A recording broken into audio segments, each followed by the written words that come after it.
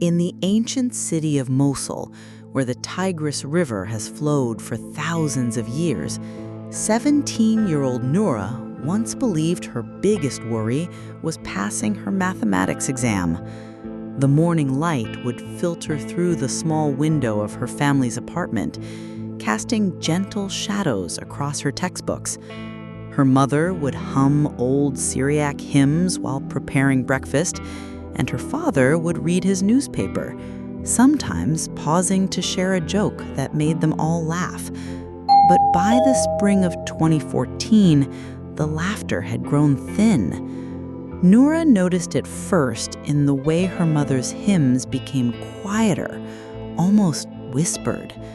Then in how her father would fold his newspaper quickly when she entered the room. The neighbors stopped visiting. The streets, once filled with the cheerful chaos of merchants and children, grew eerily silent after sunset. "Papa, why does Mrs. Hannah look so frightened when she sees us?" Noura asked one evening as they walked home from church. Her father's jaw tightened. "Some people are forgetting that we have lived here together for centuries, Habibti.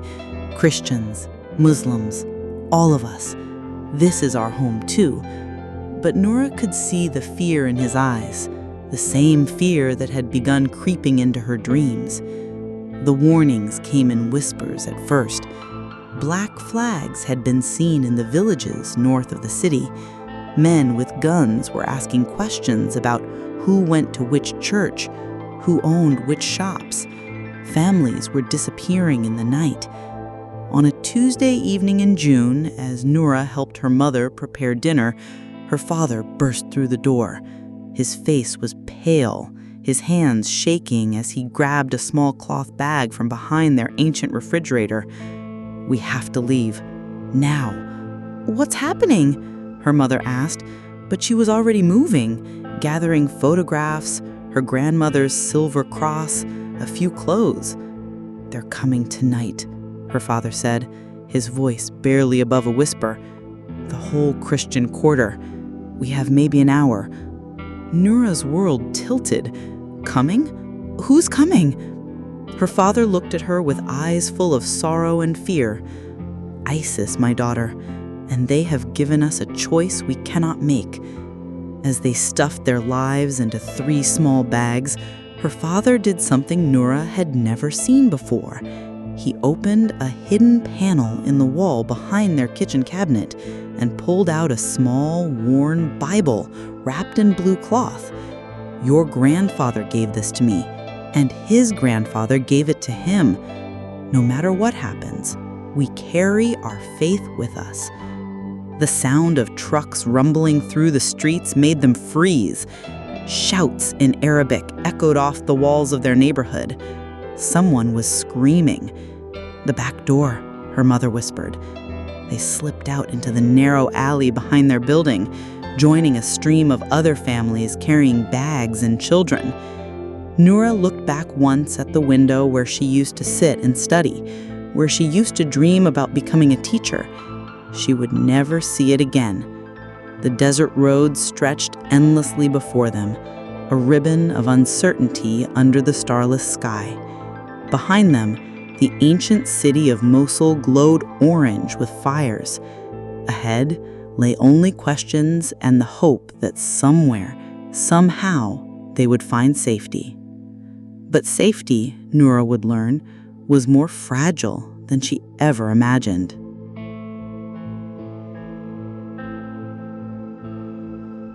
The refugee camp appeared like a mirage after 3 days of walking through the desert heat.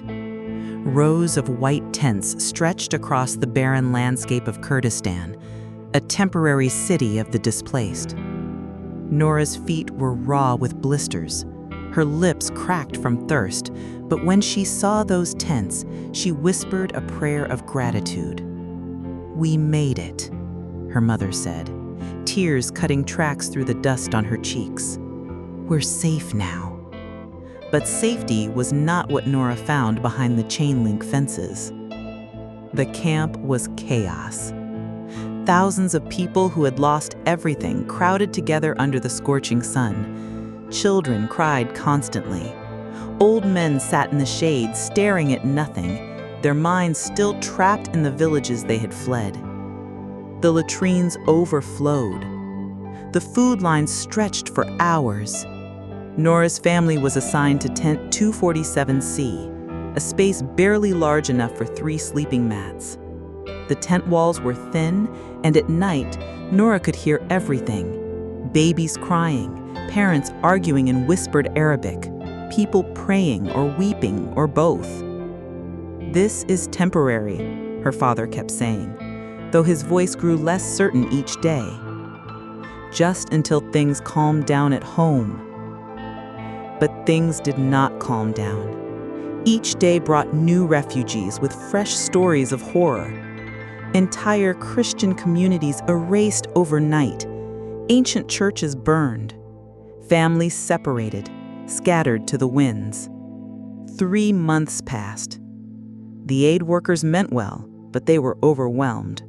Corruption crept in like desert sand, getting into everything. Food rations went missing. Medicine was sold instead of distributed.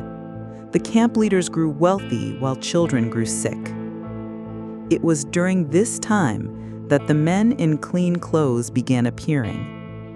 They called themselves employment consultants. They spoke softly to the young women, offering hope in measured doses. "Jobs in Jordan," they said. "Hotel work in Dubai. A chance to send money home, to bring their families out of the camps. You are too beautiful to waste away here," one of them told Nora as she stood in the waterline. He was perhaps 40, with kind eyes and an expensive watch. "I know a family in Amman. They need someone to care for their children. You would have your own room, good food, and money to send home." Nora's heart leapt. Her family was slowly starving. Her mother had grown thin, and her father spent hours staring at the tent wall, his spirit breaking a little more each day. "What kind of work?" she asked. "Household help, teaching the children English. Very respectable work." He handed her a business card with gold lettering. "Think about it, but don't wait too long. These opportunities don't last." That night, Nora showed the card to her parents. Her mother's face darkened immediately. "No," she said, "we stay together." But her father took the card, studied it carefully. Maybe it's a chance. She could earn money, help us all get out of here. "Abraham, no!" Her voice was sharp with fear. "Something feels wrong about this." Her father's shoulders sagged. "Miriam, everything feels wrong. Everything." The argument continued in whispers after they thought Nora was asleep. She lay on her thin mat, listening to her parents' voices crack under the weight of impossible choices. The next morning, the man in clean clothes returned with documents and promises. A bus to Jordan that very afternoon. A phone to call home once she was settled. Her mother wept, but her father nodded slowly. "Just for a few months," he told Nora as he signed the papers. "Just until we can find another way." Nora kissed her parents goodbye at the camp gates. Her mother pressed a small silver cross into her hand, the one that had belonged to her grandmother. "Pray every day and remember who you are," her mother whispered. The bus was comfortable, air-conditioned, filled with a dozen other young women from different camps. They were all hopeful, chattering about their new jobs, their plans to help their families. It wasn't until they crossed the first border and the men took away their identification papers for safekeeping that Nora began to understand. By then, it was far too late. The desert outside the bus window looked exactly the same as the one she had fled, but Nora was no longer the girl who had escaped Mosul with her family. She was now a ghost, a person without papers, without a country, without any way to prove she had ever existed at all. And she was traveling towards a nightmare she couldn't yet imagine.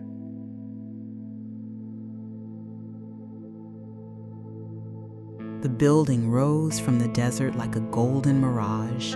Palm trees lined the circular driveway, and fountains danced in the courtyard. Men in expensive cars came and went through the marble archways. From the outside, it looked like paradise. Nora pressed her face to the bus window as they approached. After months in the refugee camp, the sight of luxury was almost overwhelming. Surely this was a good sign. Surely no one would hurt her in a place so beautiful. "Welcome to your new home," said the woman who met them at the entrance. She was perhaps 30, with perfectly styled hair and a smile that never reached her eyes.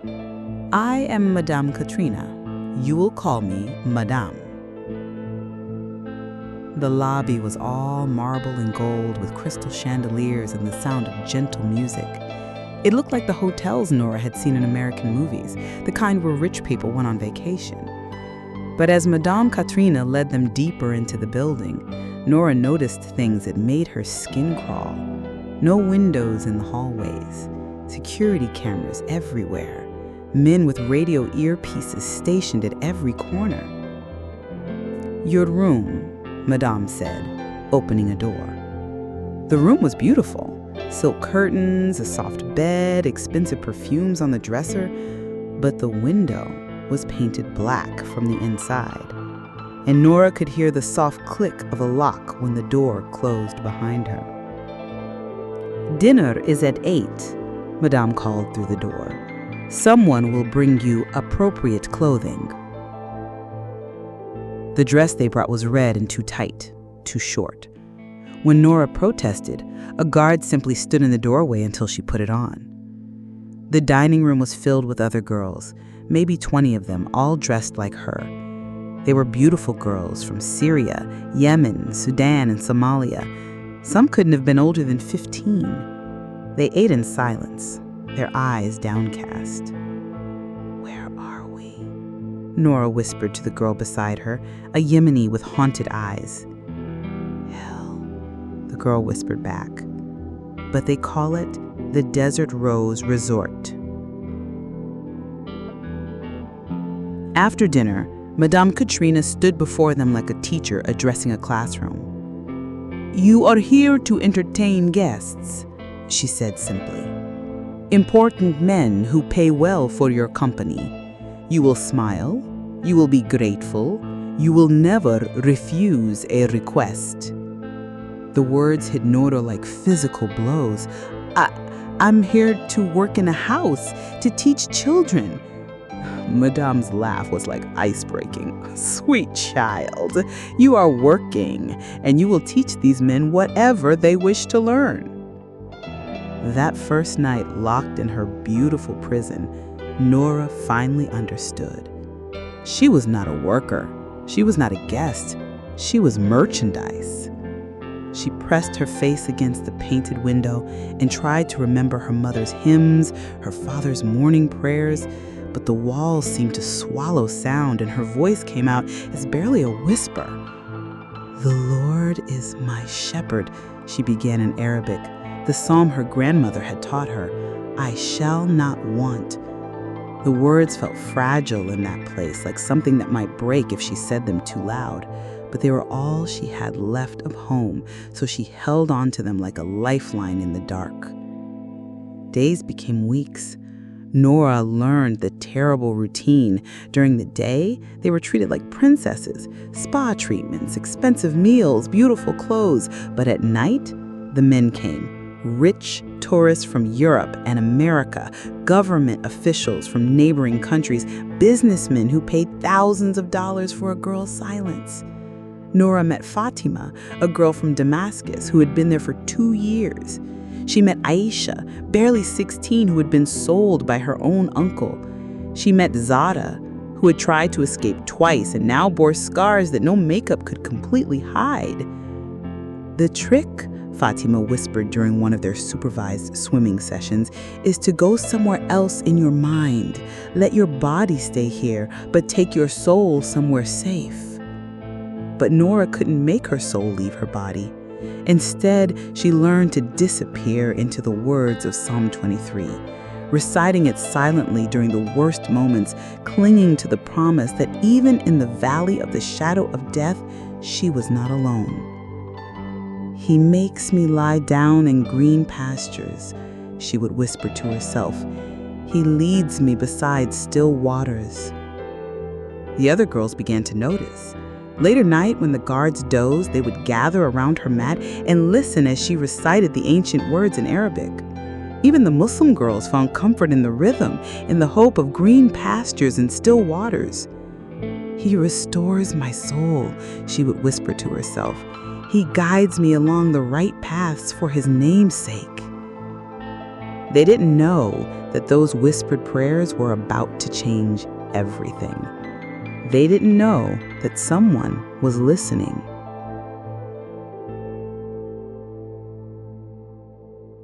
The American arrived on a Tuesday in November, just after midnight prayers had been whispered in the darkness of their rooms.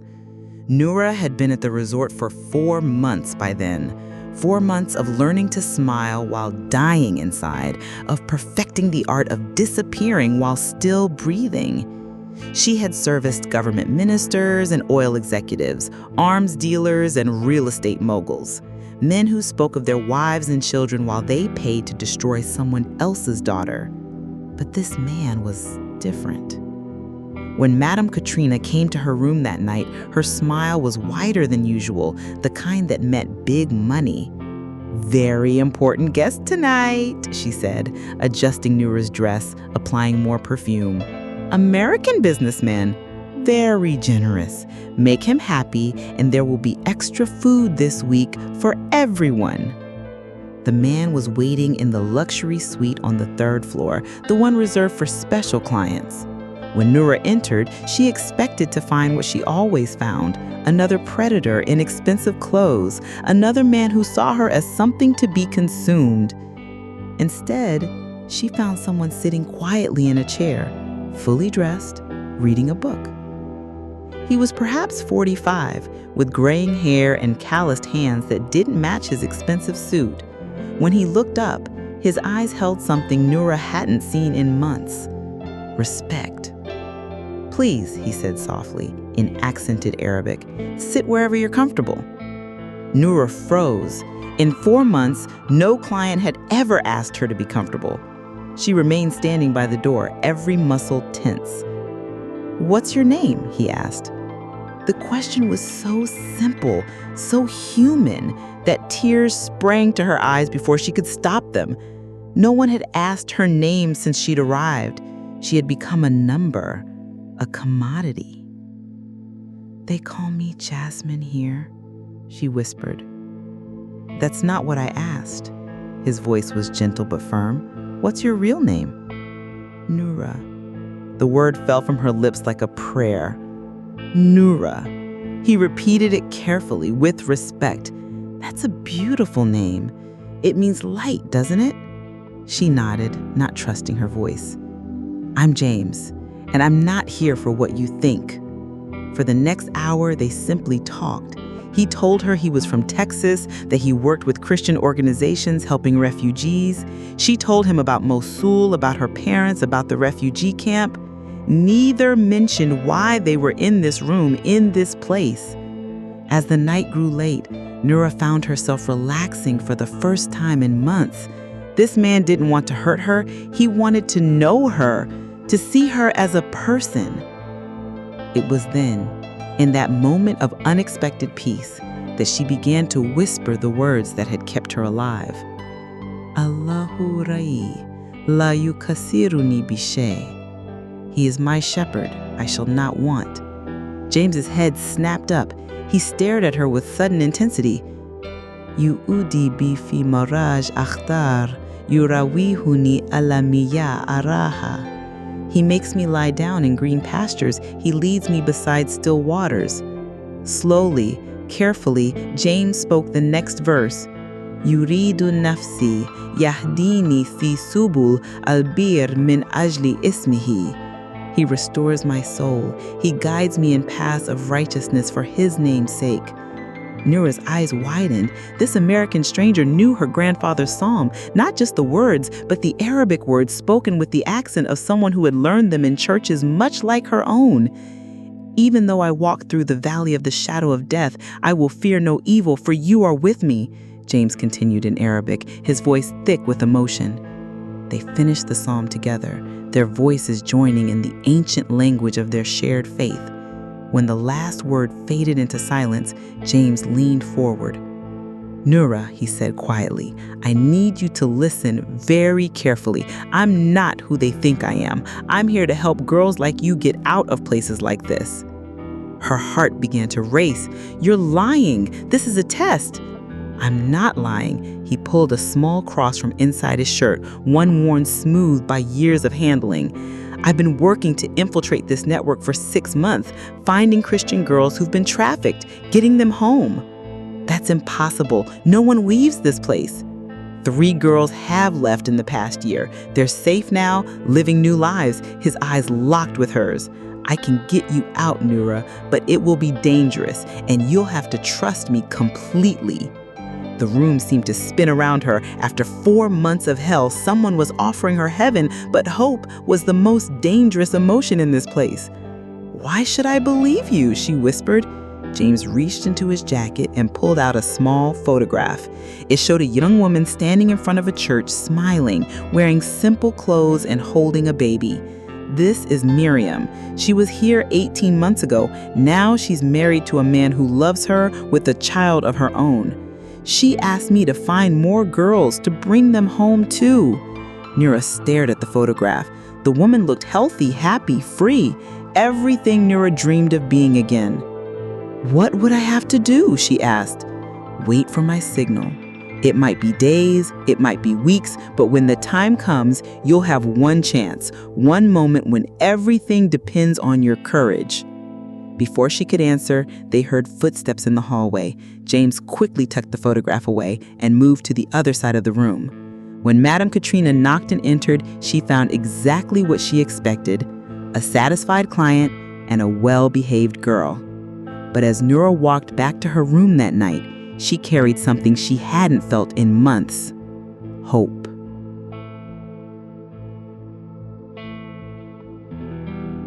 "3 days passed, like 3 years. Noura moved through the resort's golden hell with new awareness, seeing everything through the lens of possible escape.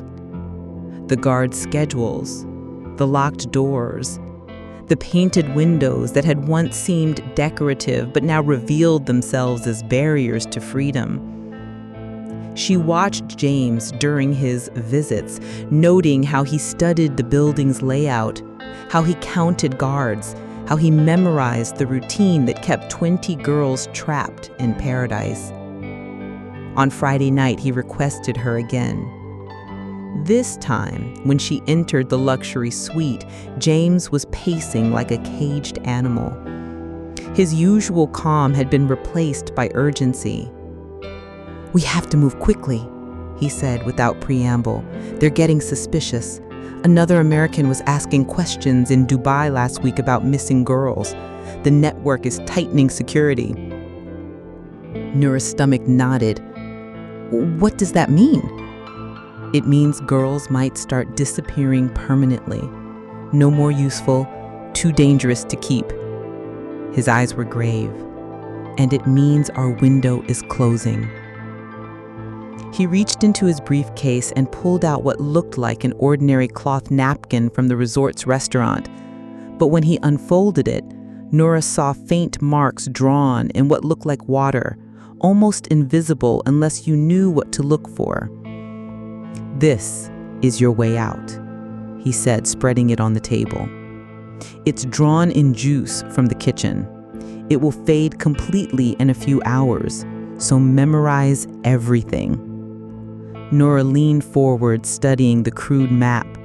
She could make out the outline of the resort, arrows indicating a path through service corridors, an X marking what looked like a loading dock. "Here," James pointed to a spot behind the kitchen. "Loading dock for laundry and supplies. Every Tuesday and Friday at 2 a.m., a truck comes to pick up linens.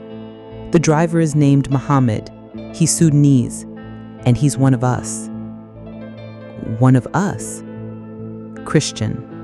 Part of an underground network that's been helping people escape for years. He knows you're coming." James' finger traced the invisible line to another marking. "Mohammed will take you to a safe house in Riyadh. From there, another member of our network will help you reach Jordan, then Syria, then—" "Syria?" Nora interrupted. "Syria is in chaos. There's a war." "The war is also our cover. Chaos can hide refugees moving north. Our people know the safe routes through Turkey to Greece." He paused, meeting her eyes. "Nora, this isn't going to be easy. You'll be traveling through 3 countries illegally, with no papers, depending on strangers who could betray you at any moment."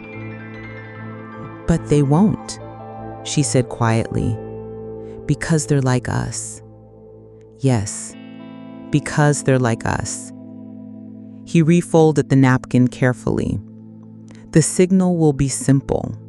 When you see Mohammed's truck at the loading dock, you'll have exactly 10 minutes to get from your room to that door. The guards change shifts at 1:55 a.m. You'll have a 5-minute window when the loading area isn't monitored." Nora stared at the innocent-looking napkin, her entire future, her life or death, folded into something that would vanish by morning. "What about the other girls?" James' jaw tightened. "We can only save one at a time. If we try to move too many at once, everyone dies." "That's not right." "No," he agreed quietly. "Nothing about this is right. But saving one life means we can save another later, and another after that." He pressed something small into her hand, a tiny wooden cross carved by hand. "This belonged to Miriam, the girl in the photograph. She wanted you to have it, for protection." Nora closed her fingers around the cross, feeling its rough edges, the love carved into every imperfection. "When?" she whispered. "Tuesday night, next week. That gives you 4 days to prepare, to watch the patterns, to make sure you know exactly where to go." As James prepared to leave, he turned back one more time. "Nora, if something goes wrong, if they catch you, tell them I forced you. Tell them you had no choice. Don't let them punish the other girls for your escape." She nodded, though we both knew that if she was caught, explanations wouldn't matter. After he left, Nora lay on her silk sheets in her golden cage, turning the tiny cross over and over in her fingers. She thought of Miriam, standing free in front of a church with her baby. She thought of her parents in the refugee camp, wondering if their daughter was still alive. 4 days to plan. 4 days to find the courage to risk everything for the chance to be human again. Outside her painted window, she could hear the desert wind blowing across the sand, calling her home.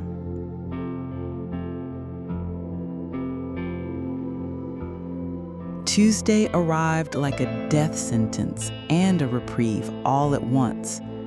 Nora moved through the day in a haze of forced normalcy, serving tea to clients, smiling at guards, pretending her heart wasn't hammering against her ribs with every breath. She had memorized every step of the invisible map until she could walk the route in her sleep. Loading dock, service corridor, kitchen exit, freedom. But first, she had to survive the longest day of her life. At dinner, Fatima leaned close and whispered, "You look like you're about to vomit." "I think I'm getting sick," Noura lied, which wasn't entirely untrue. Terror felt very much like illness. "Good," Fatima said quietly. "Sick girls get left alone at night." It was the perfect cover. At 9 p.m., Noura went to Madame Katrina and complained of stomach pain, clutching her belly and making herself look pale. Madame studied her with calculating eyes. "You better not be pregnant," she hissed. "No, Madame, I think it's something I ate." After a brief examination by the resort's nurse, a woman who had long ago stopped caring about anyone's actual health, Noura was excused from evening duties and sent to her room. For the first time in months, she was alone after dark with no guard stationed outside her door. Now came the waiting. Midnight passed like a slow nightmare. Noura lay on her bed, fully dressed under her nightgown, listening to the sounds of the resort winding down. Men leaving through the front entrance, guards making their rounds, the other girls being locked in their rooms for the night. At 1:30 a.m., she heard the shift change at the main security desk, voices in the hallway, the soft beep of radio checks. At 1:45, the building settled into its deepest quiet. At 1:50, Noura slipped out of bed and moved to her door. Her hands were shaking so badly she could barely turn the handle. For a terrifying moment, she thought it might be locked from the outside, but it opened with the softest click. The hallway was empty, lit only by emergency lighting that cast long shadows between the doors. Noura knew she had exactly 5 minutes before the guards completed their rotation.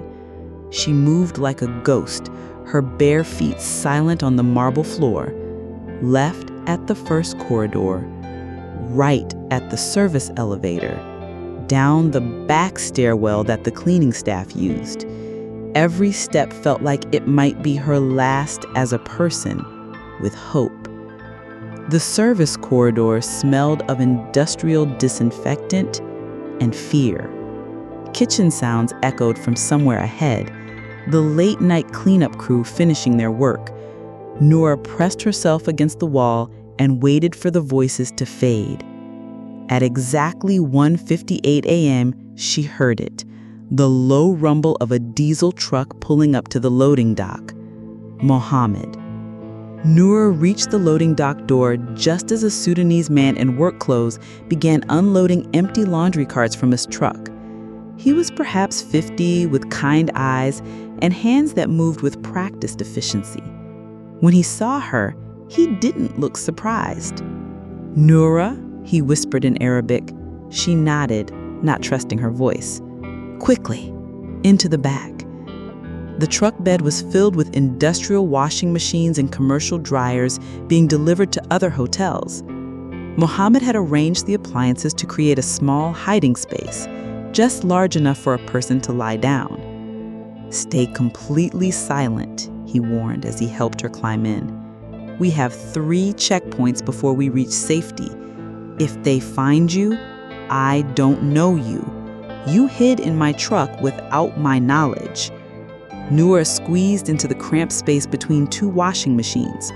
Mohammed covered her with canvas tarps and empty laundry bags.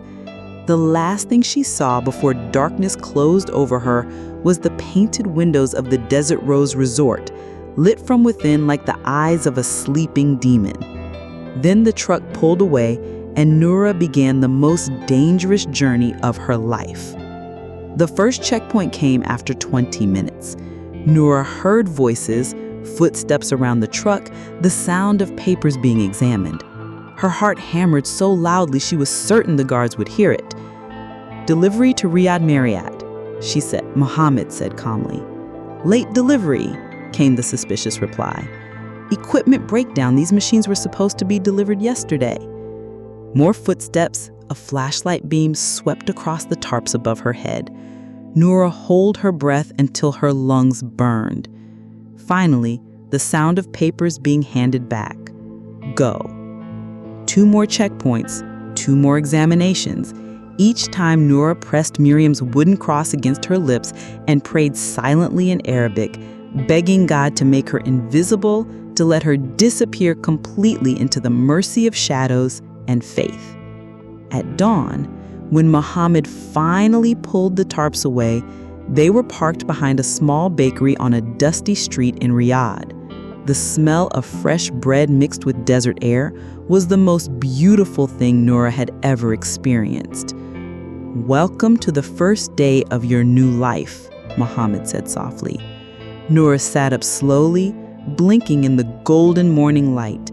She was no longer prisoner 247C in the Desert Rose Resort. She was no longer merchandise to be bought and sold. She was Noura again, the girl whose name meant light. And for the first time in months, that light began to flicker back to life in her chest.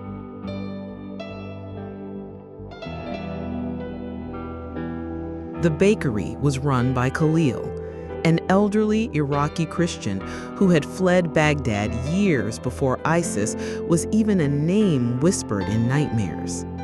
His hands were permanently dusted with flour, and his eyes held the same haunted depth that Noura recognized in her own father. "Another lamb lost in the desert," he said when Muhammad brought her through the back door. "But God finds his sheep, doesn't he, child?" For 3 days, Noura hid in the storage room above the bakery, surrounded by sacks of flour and the constant smell of rising dough. Khalil brought her food and clothes, simple pants and a long shirt that made her feel human again after months of being dressed like merchandise. But safety was temporary. Word was already spreading through the network that a girl had vanished from the Desert Rose Resort. Security was tightening. Searches were beginning. "You cannot stay," Khalil told her on the 4th morning. "They will check every Christian business in the city eventually." The next stage of her journey began in the back of a vegetable truck driven by a young Ethiopian woman named Ruth. They traveled by night, stopping at markets and roadside stands, with Noura hidden among crates of dates and oranges. "Eat," Ruth commanded, pressing fruit into her hands. "You're nothing but bones and fear." The dates were sweeter than anything Noura had tasted in months. As she ate, she began to remember what it felt like to nourish her body instead of simply keeping it alive. They slept during the day in storage rooms and empty market stalls, always moving, always looking over their shoulders. Ruth taught her the signs of the underground network, a fish symbol chalked on a doorpost, specific Arabic phrases that marked safe houses, the difference between believers who would help and those who might betray them for money. "Trust is earned in minutes, but can take years to rebuild," Ruth said as they shared flatbread in a spice merchant's warehouse. "In our world, you learn to read people's souls through their eyes." After a week of traveling through the back roads of Saudi Arabia, they reached the outskirts of a larger city. Ruth drove the truck to a modest house with a small cross barely visible in the window's corner. Inside, Noura found a family that reminded her painfully of home. A father who worked as a hospital janitor, a mother who taught children in secret, 3 young kids who spoke Arabic with the same accent as her little cousins. "We can keep you for 2 weeks, Hassan explained, "long enough for you to earn bus fare to Jordan." "Bus fare?" "You cannot travel as a refugee. Too dangerous. You need to look like a worker, someone with a reason to cross borders." For the next 10 days, Noura worked in Hassan's wife's illegal bakery, preparing bread for the neighborhood's hidden Christian families. Her hands, soft from months of forced luxury, grew hard again with honest work. The burns from hot ovens felt like medals of honor. She learned to laugh again, listening to the children practice their Arabic alphabet. She remembered what it felt like to contribute something good to the world instead of being consumed by it.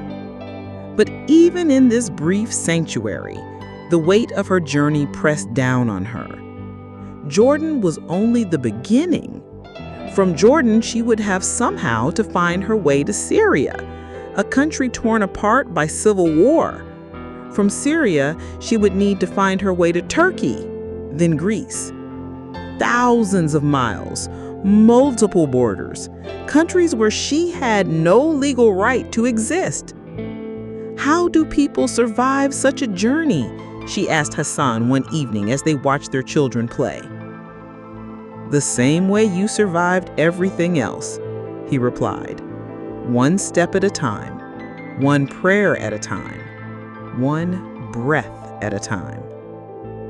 On her last night in Riyadh, Hassan's wife gave her a small backpack with supplies, dried fruit, a water bottle, a change of clothes, and something precious, a forged work permit that identified her as a Syrian refugee with legal permission to travel. It will get you to Jordan. After that, you'll need different papers, she explained. How do you know it will work? Because it worked for the girl before you and the one before her.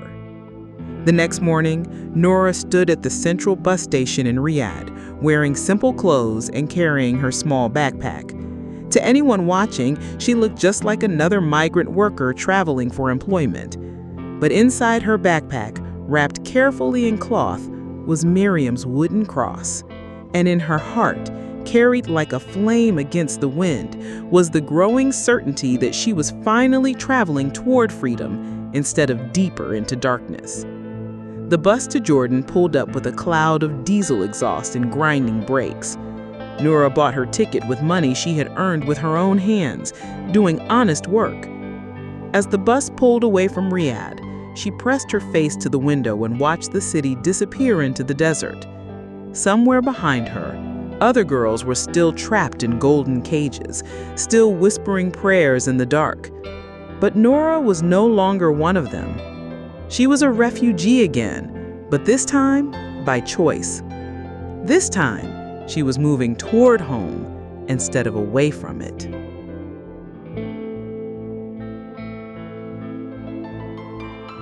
The border between Saudi Arabia and Jordan was a line drawn through the desert by men who had never walked it in the dark of night, carrying nothing but hope and forged papers. Noura's bus reached the crossing at dawn, joining a long line of vehicles waiting for inspection. Trucks filled with goods, cars packed with families, buses carrying workers like her, or like she pretended to be. She sat 3 rows from the back, her forged work permit folded carefully in her pocket, practicing the story Hassan's wife had taught her. Syrian refugee, legal permission to work in Jordan, returning from a job in Riyadh to visit family in Amman. Documents? The Saudi border guard said in Arabic when her turn came. The paper felt impossibly thin in her trembling fingers. For a moment that lasted forever, the guard studied her permit, comparing it to something on his computer screen. Purpose of travel? Visiting family, sir, in Amman. How long were you working in Riyadh? 6 months, sir, in a restaurant. The guard's eyes met hers. Noura forced herself to look back steadily, despite every instinct screaming at her to look away. Finally, the stamp came down on her permit. Next? The Jordanian side was easier. The officials had seen thousands of Syrian refugees and seemed more interested in processing people quickly than in asking detailed questions.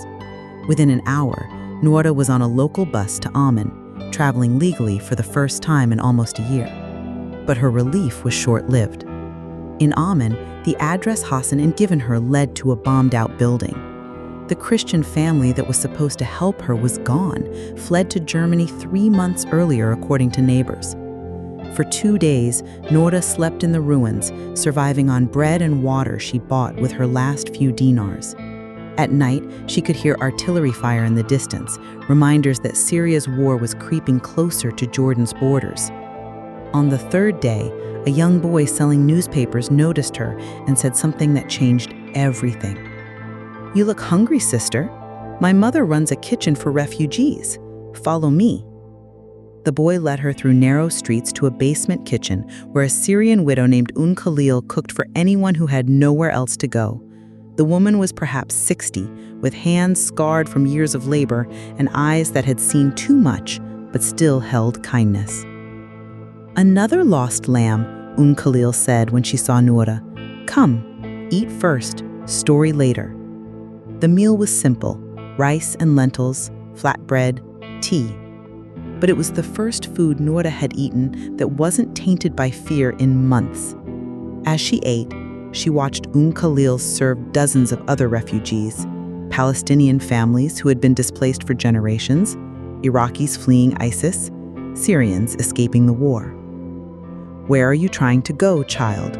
Khalil asked when the crowd had thinned. "Home," Noura said simply, "but I don't know where that is anymore." "Home is wherever people love you," the older woman replied. "But I think you mean Greece, yes? Many girls like you are trying to reach Greece." Noura's eyes widened. "Girls like me?" "Girls who have been hurt. Girls who are trying to escape men who see them as things to be bought and sold." Khalil's voice was gentle but knowing. "I was like you once, Habibti, long ago, but I remember." That night, Noura told her story. Everything. Mosul, the refugee camp, the resort, the escape. Khalil listened without judgment, occasionally nodding as if she had heard similar stories many times before. "The route to Greece is dangerous," she said when Noura finished. "You must cross Syria during wartime, then Turkey, then the sea. Many die trying." "Many die staying, too," Noura replied. Khalil smiled sadly. "Yes, that's true." For a week, Noura helped in the kitchen, serving food to refugees and listening to their stories. She learned about the networks that help people cross borders illegally, about the smugglers who could be trusted and those who couldn't, about the safe routes through Syria that changed daily as the war shifted. "There's a group leaving for Turkey next week," Khalil told her finally. "A Syrian widow with 2 children. She needs someone young and strong to help her carry supplies. In return, she'll share the cost of smugglers." "Is she Christian?" "Yes, from Aleppo. Her husband was killed by a bomb 2 years ago."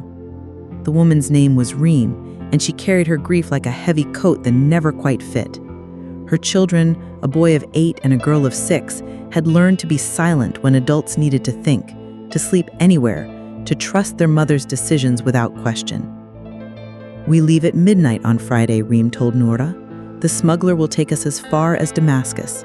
From there, we travel with whoever is going north." "Damascus is dangerous." "Everywhere is dangerous, but staying here is slow death. At least on the road we're moving towards something." On their last night in Amman, Khalil pressed something in Noura's hand, a small bag of coins and a piece of paper with an address written in careful Arabic. "If you make it to Greece," she said, "find this church in Athens. Tell them Khalil sent you. They help girls start new lives." Noura hugged the older woman, breathing in the smell of cooking spices and kindness that reminded her of her grandmother. "Will I see you again?" "If God wills it," Khalil replied. "But even if not, carry forward what I've given you. Help the next lost lamb you find." At midnight, Noura joined Reem and her children in the back of a truck driven by a man who spoke in Kurdish and asked no questions. As they drove north through the Jordanian desert toward the Syrian border, she thought about the chain of kindness that had brought her this far. Mohammed the truck driver, Khalil the baker, Hassan and his family, Khalil and her kitchen. All Christians, all willing to risk everything to help a stranger find her way home. The truck reached the Syrian border just as the sun was rising, painting the war-torn landscape the color of blood and hope.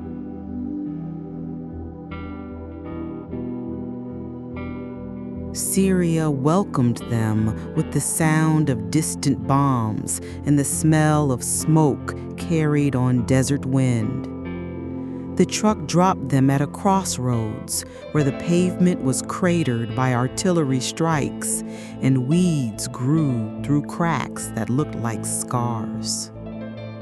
Reem gathered her children close and studied the horizon, looking for the safe route north that changed every day with the shifting battle lines. "Stay close," she whispered to Noura. "In Syria, everything can change in minutes." They walked for hours through abandoned villages where doors hung open like mouths frozen in screams. Dogs wandered through empty streets, searching for masters who would never return home. Gardens that had once fed families now grew wild, their careful rows lost to months of neglect. In what remained of a town called Dara, they joined a group of other refugees heading toward Damascus. 15 people in total, families with children, elderly couples, young men trying to reach Turkey for work, all carrying their lives in backpacks and plastic bags, all walking the same road toward an uncertain future. The group moved at night to avoid government checkpoints and militia patrols. During the day, they hid wherever they could find shelter. Abandoned schools, bombed-out mosques, the ruins of homes that had once held birthday parties and wedding celebrations. On the third day, they reached a bridge over the Euphrates River. The bridge was damaged, but passable, its guardrails twisted by explosions, its surface pocked with bullet holes. Below, the ancient river flowed dark and patient, carrying the history of civilizations toward the distant sea. "We cross at dawn," said Ahmad, the informal leader of their group, a Damascus shopkeeper trying to reach his brother in Turkey. Government forces patrol this area during the day, but they're less likely to shoot at families. As they waited for sunrise, huddled in the ruins of a riverside cafe, Noura held Reem's daughter on her lap. The 6-year-old hadn't spoken since leaving Amman, but she clung to Noura like a small, frightened bird. "What's your name?" Noura whispered in Arabic. The child looked up with eyes too old for her face and mouthed a single word. "Layla." "That's a beautiful name. It means night. Did you know that sometimes the most beautiful things happen in the darkness? Stars only shine when the sky is black." Layla nodded solemnly, as if this made perfect sense. When dawn broke over the Euphrates River, they began their crossing. The damaged bridge swayed slightly in the morning wind, and Noura could see fish swimming in the dark water far below, unaware of the human drama playing out above their heads. They were halfway across when the shooting started. The first bullets hit the water, sending up small fountains that caught the early light like deadly jewelry. Someone was shouting in Arabic from the eastern shore, soldiers demanding they stop, return, submit for questioning. "Run!" Ahmad screamed.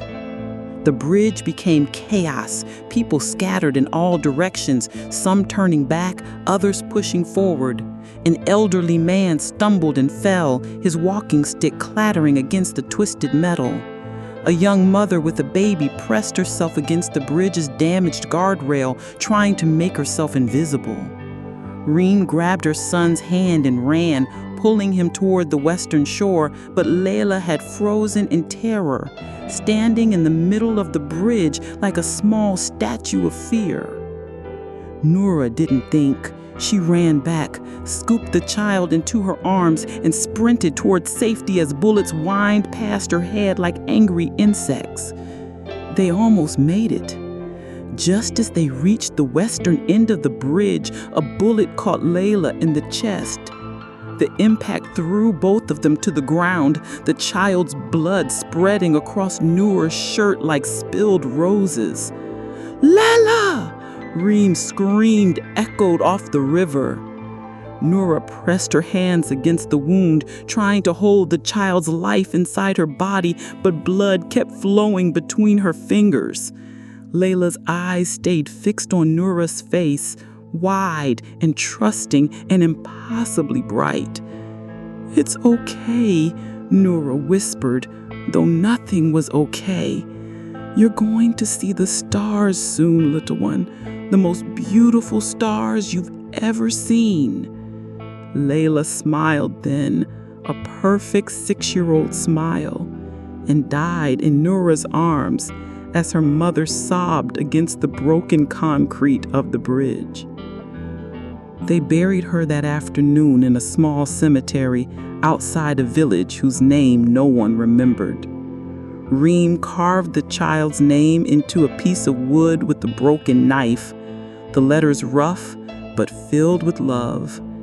As they stood around the tiny grave, Noura made a promise she would carry for the rest of her life. She would reach Greece. She would find safety. She would build something beautiful in this world. And she would do it for Layla, whose light had been extinguished by men who saw children as obstacles instead of miracles. That night, as they walked through the Syrian countryside under stars that seemed impossibly bright, Noura understood something new about survival. It wasn't enough to escape. It wasn't enough to reach safety. You had to carry the ones who couldn't make it with you. You had to live big enough for all the dreams that had been buried along the way. She touched Miriam's wooden cross in her packet and whispered a prayer in Arabic, not just for herself, but for a little girl named Night who would shine forever in her memory.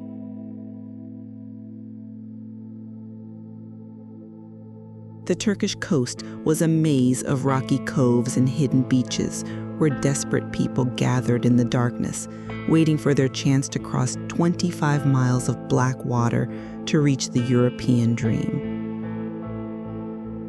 Noura and what remained of their group had reached the smuggling town of Bodrum after 2 weeks of traveling through Turkey, sleeping in bus stations and mosque courtyards, surviving on bread and the kindness of strangers who understood what it meant to flee from something worse than uncertainty.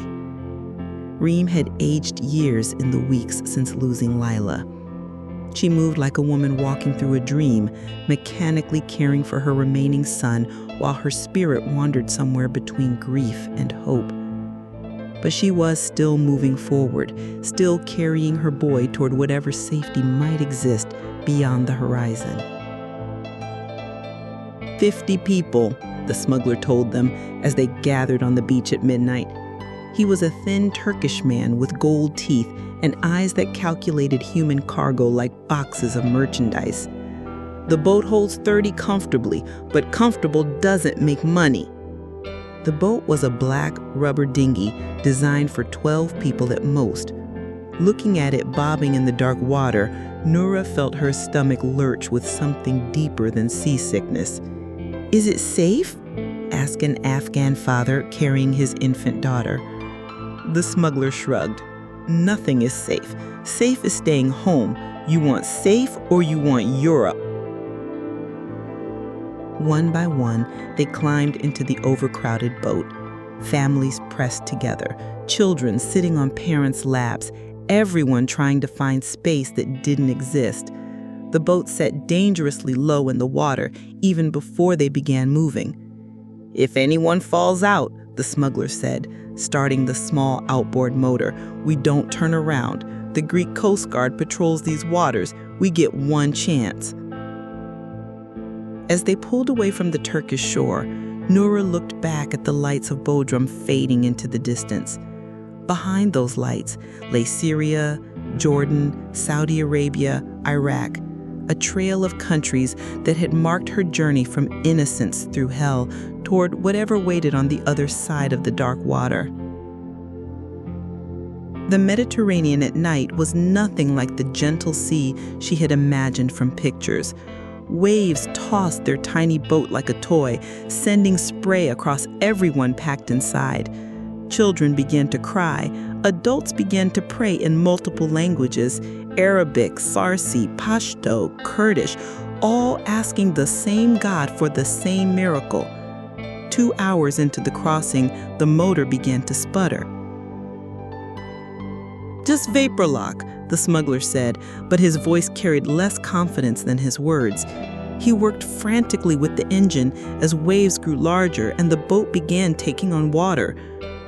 Noura found herself sitting next to an old Syrian man who was traveling alone, trying to reach his daughter in Germany. His hands shook constantly, either from age or fear or both, but his voice was steady as he began reciting verses from the Quran. "I don't know those words," Noura whispered to him during a moment when the engine noise faded. The old man replied, "Pray in whatever words you know, child. Tonight we need all the prayers we can gather." So Noura began whispering Psalm 23 in Arabic, the same words that had kept her alive in the Desert Rose Resort, the same ancient promises that had carried her through the desert and across borders and over bridges where children died for the crime of seeking safety. "Even though I walk through the valley of the shadow of death, I will fear no evil, for you are with me." Around her, other voices joined in their own languages of faith. The boat became a floating sanctuary, 50 people praying together as they rose and fell with waves that could crush them or carry them to freedom. At 4 a.m., just as Noura began to think they might all die together in the darkness, someone shouted in Arabic, "Light! There's a light!" On the horizon, barely visible through the spray and darkness, a white light blinked steadily against the night sky. As they drew closer, the light resolved into a lighthouse on a rocky island, and beyond that, the dim outline of buildings climbing hills above a protected harbor. "Greece," the smuggler said, and for the first time that night, he was smiling. The boat limped into a small cove as dawn broke across the Aegean Sea. They had made it across 25 miles of open water in a boat that should never have left the harbor, powered by an engine held together with prayers and desperation. As Noura climbed out onto Greek sand, her legs shaking from hours of terror and hope, she looked up and saw something that made her heart stop. On the hill above the harbor, gleaming white against the morning sky, stood a small Orthodox church with a blue dome. The cross on top caught the early light and threw it back like a beacon, like a promise, like a message written in the language of architecture and faith. She had made it.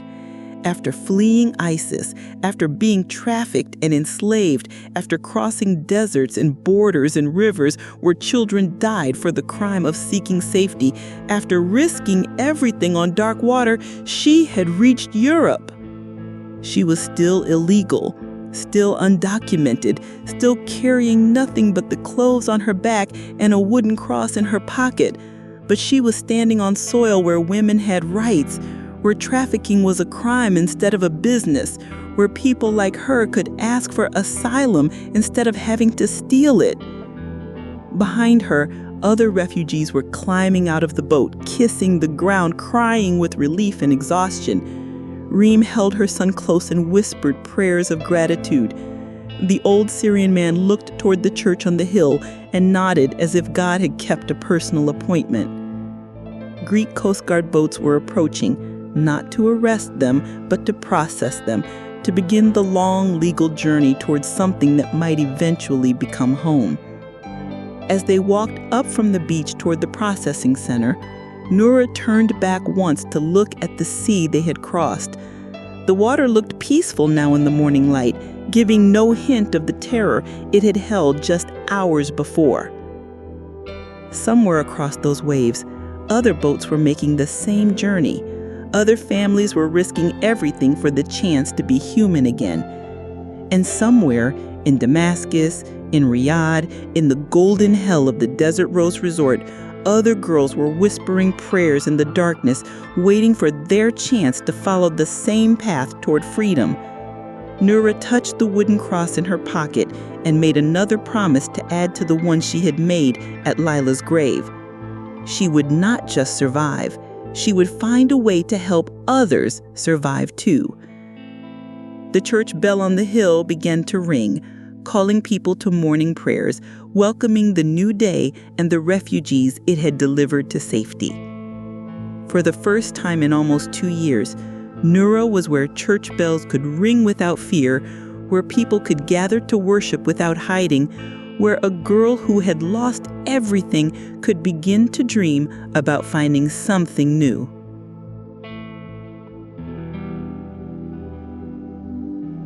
The address Khalil had given her led to a narrow street in Athens, where laundry hung between apartment buildings like prayer flags of the dispossessed. The Church of Hagia Sophia was smaller than its famous namesake, squeezed between a bakery and a shop selling cell phone cards to immigrants who needed to call home with news of their survival. Father Dimitris was a man who looked like he had been carved from olive wood in patience. When Noura knocked on his door holding a piece of paper with his address, he took one look at her face and said in careful Arabic, "You are far from home, child." Khalil sent me, Noura said, the words feeling like a key in a lock. The priest's eyes lit up. "Ah, our sister in Jordan, how is she?" "Still feeding anyone who is hungry."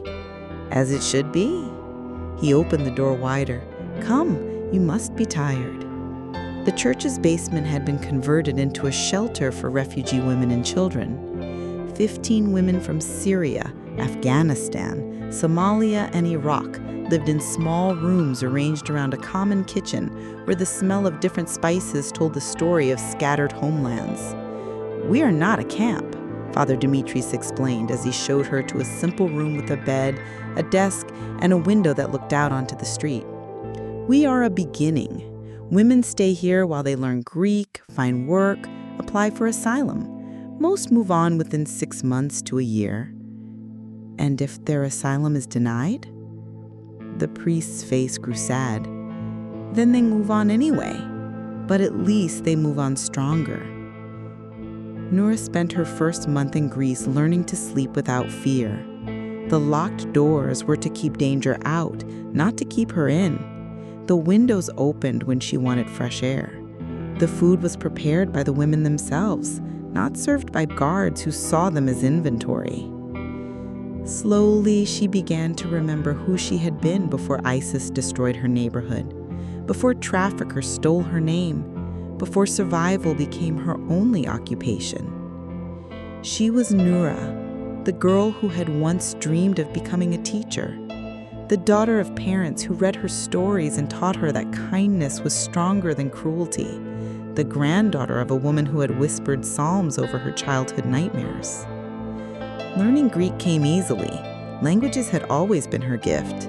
Within 3 months, she could navigate the bureaucracy of asylum applications, help other women understand their legal rights, translate between the Arabic-speaking refugees and the Greek social workers trying to help them. "You should study," Father Dimitris told her one evening as they shared tea in the church kitchen. "Your mind is too good to waste on just survival." "I don't have papers for university." "You have papers for life. The rest we can figure out." With help from the church and international aid organizations, Noura enrolled in night classes for refugee education. During the day, she worked at a restaurant owned by a Lebanese family who understood what it meant to start over in a foreign country. Her wages were small, but they were earned with dignity, saved toward a future instead of stolen by men who saw her as property. 2 years passed. Noura's asylum application was approved. She moved from the church shelter into a small apartment with Amira, a Somali woman who had become like a sister. She was accepted into a university program for refugee students, studying education and social work. But late at night, when Athens grew quiet and she could hear her own heartbeat, Noura remembered the other girls. Fatima, who helped her survive the early days at the resort. Aisha, barely 16 with eyes like broken glass. Zara, who bore scars that makeup couldn't hide. Were they still trapped in that golden hell? Had any of them found their own path to freedom? Or had they disappeared into the darkness that swallowed girls who became too dangerous to keep alive? The nightmares came regularly. Dreams where she was back in the resort, where James never came, where Mohammed's truck broke down at the first checkpoint.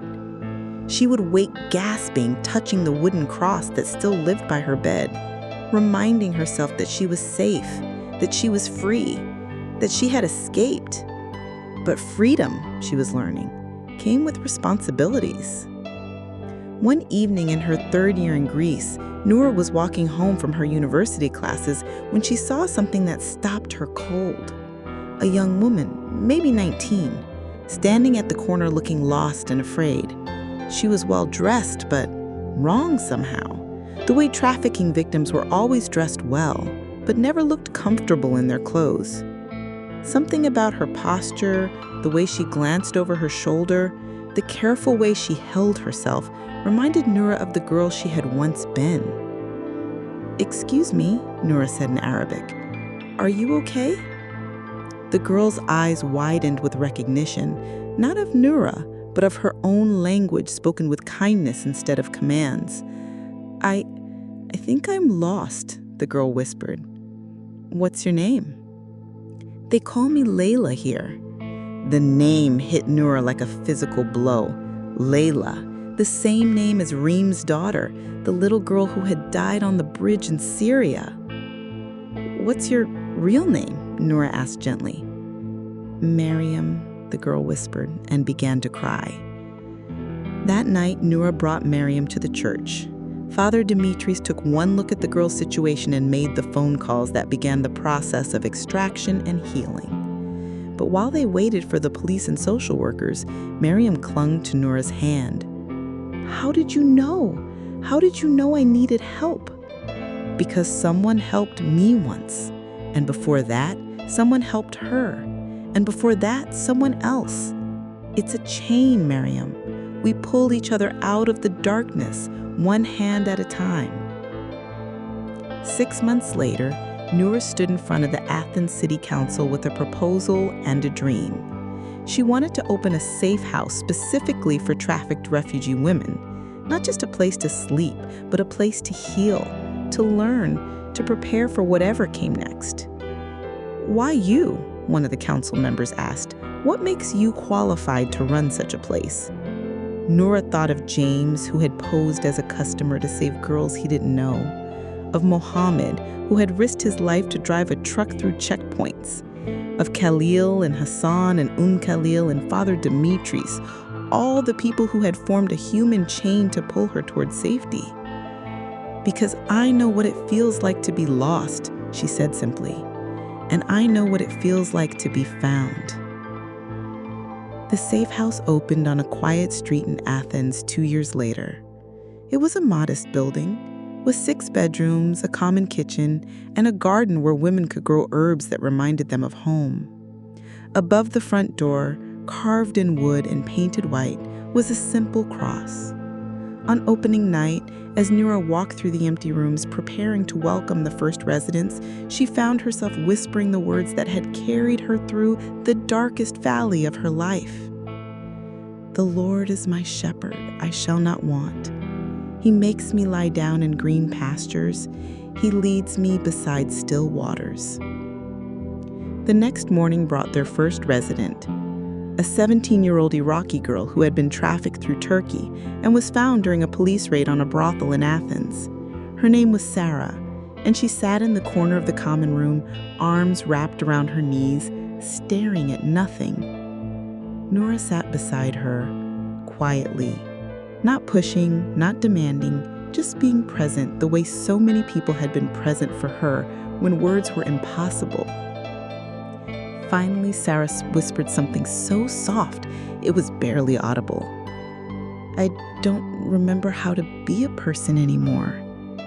Noura reached over and took the girl's hand gently. "That's okay. I forgot too for a while, but it comes back. Being a person comes back. And while you're remembering, You don't have to be alone. That night, as Sarah slept in a bed with sheets she had chosen herself and a room with the door that locked from the inside, Noura sat in her office completing paperwork for their next resident. Through the window, she could see the lights of Athens spreading across the hills. Thousands of lives intersecting and diverging, each person carrying their own story of loss and hope. Somewhere in those lights were other girls like she had been. Girls like Sarah, girls like Miriam. Some were trapped, some were escaping, some were building new lives from the fragments of destroyed dreams. And now, in this small, safe house with its wooden cross and garden of healing herbs, there was a place for them to land when they were ready to remember how to be human again. Noura touched the wooden cross that still lived in her pocket, Miriam's cross, passed from one survivor to another, carrying the weight of all their stories. Tomorrow would bring new challenges, new girls with new wounds, new opportunities to extend the chain of rescue and healing that had saved her own life. But tonight, in this house, where lost girls could become found women, Noura whispered one final prayer of gratitude for the long journey that had led her home. Not to the place she had started, but to the place she was meant to be.